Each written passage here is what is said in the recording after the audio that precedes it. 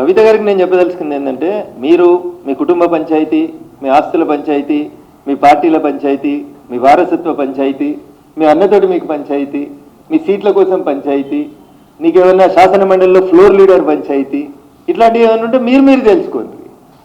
శాసన మండలిలో floor leader తిరగకపోతే కొట్లాడుకో మీ నాయనతో తలపెట్టుకొని. దానికి చిట్చాట్ల పేరిట మా పార్టీని, భారతీయ జనతా పార్టీని అనవసరమైనటువంటి వివాదాల్లోకి లాగొద్దని సోదరి కవిత గారికి నేను ఈ సందర్భంగా చాలా స్పష్టంగా చెప్పదలుచుకున్నాను.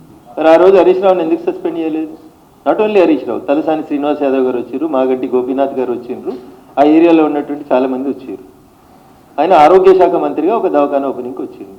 మీకున్న ఇబ్బంది ఏంది?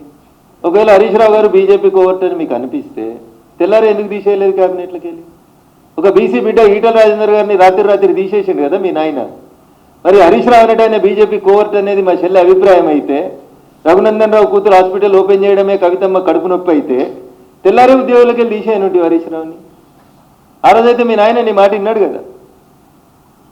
అందుకని నేనేమంటున్నా, ఈ చిట్లు చాట్లు ఎందుకన్నా, ఇవి నేమ్ డైరెక్ట్గా నేమ్ పెట్టి చెప్పు. ధైర్యం లేకపోవడం, నేను మాట్లాడుతున్నా కదా, పేరు పెట్టి మాట్లాడుతున్నా, నేను ఊరు పెట్టి మాట్లాడుతున్నా, నేను అధికారికంగా ఆఫీస్ పెట్టు, లేకపోతే బషీర్బాగ్లో ప్రెస్ క్లబ్లో తీసుకో, ప్రెస్ క్లబ్ తీసుకొని చెప్పు. అందరికీ నీ అంత గొప్ప ఇంగ్లీష్ రాకపోతే తెలుగులో మంచిగా రాసి ఈ ప్రెస్ నోట్ రాస్తారు, నువ్వేమితే కదే రాస్తారు. వై దిస్ చిట్ చాట్ అంటున్నా. సో వ్యక్తుల వ్యక్తిత్వ హననం కోసం టీఆర్ఎస్ పార్టీ చేసినటువంటి ప్రయత్నాలన్నీ అయిపోయినాయి. టీఆర్ఎస్ని ప్రజలు నమ్ముతలేరు అనేది అర్థమైంది. వాళ్ళ ప్లీనరీ ఈడనే ఇదిగా లేకపోతే పోయి అమెరికాలో ప్లీనరీలు చేస్తున్నారు. ఎందుకు అమెరికాలో చోట్లు ఇస్తారా నాకు తెలియదు, నేను వాళ్ళంతా చదువుకోలేదు.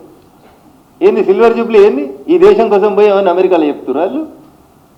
వచ్చిన తెలంగాణ ఎట్లా దోసుకున్నామో చెప్తారా, లేకపోతే దోసుకున్న డబ్బుల్ని అమెరికాలో యూట్యూబ్ ఛానళ్ళలో ఎట్లా పెట్టి రఘునందన్ రావుని ఎట్లా తిట్టాలి, లేకపోతే ఎవరెవరిని పెయిడ్ ఆర్టిస్ట్ని ఎట్లా హైర్ చేసుకోవాలి, అమెరికా చట్టాల ప్రకారం దొరకకుండా ఎట్లా తెలుగులో వార్తలు రాయాలనే చేసుకోవడానికి పోతుర్రా? For what you are doing?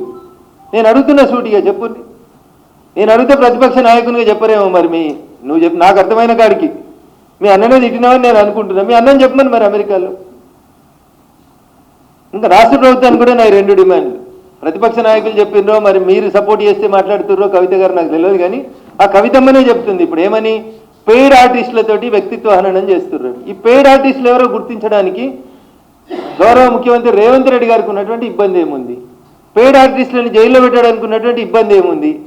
Payment ఏ ఖాతాకి అవుతుంది, ఎవరికి అవుతుంది, ఎవరా దొంగలు, వాళ్ళ దగ్గర పైసలు ఎక్కడి? మీకు చేత కాకపోతే మాకు ఈ లిస్ట్ ఇన్కమ్ ట్యాక్స్ అనేది వదిలిస్తాం మేము. గట్లా దొంగ లెక్కలు ఎక్కడి, దొంగ పేమెంట్లు ఎక్కడి, దొంగ పంచాయతీలు ఎక్కడి?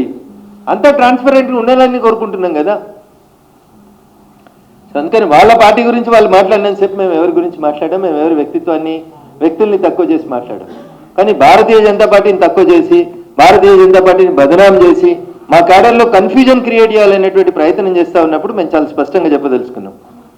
2013లో మీరు చేసిన విలీనం ప్రయత్నాలు, 2014లో మీరు చేసిన ప్రయత్నాలు, ఇవన్నీ కూడా ప్రపంచమంతా తెలుసు.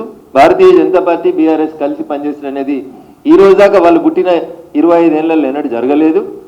నాకున్నటువంటి అంచనా, నాకున్నటువంటి అవగాహన మేరకు భవిష్యత్తులో కూడా అట్లాంటి స్కోప్ లేదని నేను అనుకుంటా ఉన్నాను. కాబట్టి లేని దాని గురించి మా క్యాడర్ని, మా కార్యకర్తల్ని కన్ఫ్యూజ్ చేసి మీరు ఏది పడితే అది తిరిగి పేపర్లలో మాకు జాగ రావాలి. పేపర్లో మీకెందుకు జాగ వస్తుంది? జనం గుండెలనే మీకు జాగలేదు కదా, జనమే వద్దనుకున్నారు కదా మీరు. జనం గెలిపేయాలనుకుంటే మిమ్మల్ని గెలిపిద్దరు కదా ఎంపీగా. జనం గుండెల్లో జాగలేదు, పరపతి పోయింది, గౌరవం పోయింది, వాళ్ళ నాయన భాషలో చెప్పాలంటే ఇజ్జత్ పోయింది. ఇన్ని పోయినాయి కాబట్టి వాటిని తెచ్చుకునేందుకు మళ్ళీ జాగ కోసం కొట్లాడే తప్పితే ఇది ఏముందంటే. కాబట్టి మీరు మీ కుటుంబ పంచాయతీ ఏమైనా ఉంటే తలపెట్టుకొని ఫామ్ హౌస్లో తెలుసుకోర్రి, మాకు అభ్యంతరం లేదు. మా పార్టీ పేరు తీయనంతసేపు, మా గురించి మాట్లాడనంతసేపు మేము ఎవరిని ఏమను. భారతీయ జనతా పార్టీని విమర్శించినా, మా నాయకత్వాన్ని విమర్శించినా, మా పార్టీ క్యాడర్లో కన్ఫ్యూజన్ క్రియేట్ చేయాలని ప్రయత్నించినా 100% చాలా స్పష్టంగా భారతీయ జనతా పార్టీ నాయకత్వం తెలంగాణ రాష్ట్రంలో స్పష్టంగా ఉంది, కలిసి ఉన్నది, కలిసి కొట్లాడతాం, అధికారంలోకి రావడానికి కొట్లాడతాం. భవిష్యత్తు మాదనే మా కార్యకర్తలు నమ్ముతున్నారు.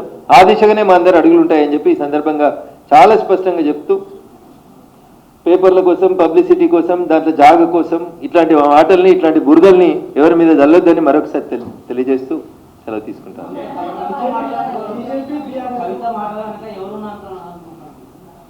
ఇప్పుడు టీఆర్ఎస్ బలహీనపడాలి, టీఆర్ఎస్ నాశనం కావాలని ఎవరు కోరుకుంటారో నాకంటే ఎక్కువ మీకే తెలుసు అన్న.